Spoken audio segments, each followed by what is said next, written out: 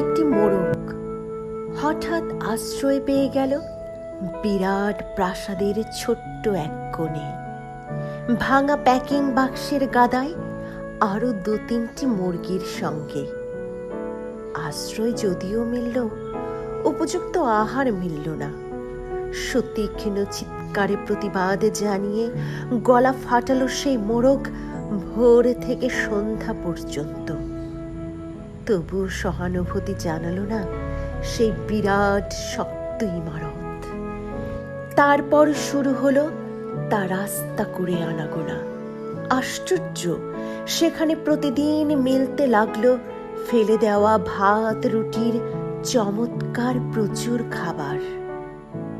তারপর এক সময় আস্তা করেও এলো অংশীদার, ময়লা ছেঁড়া ন্যাকড়া পড়া 2-3টে মানুষ। কাজে দুর্বলতর মোরগের খাবার গেল বন্ধ হয়ে। খাবার খাবার খানিকটা খাবার।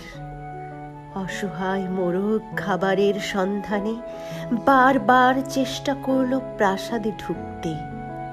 প্রত্যেকবারই তারা খেয়ে গেল প্রচণ্ড।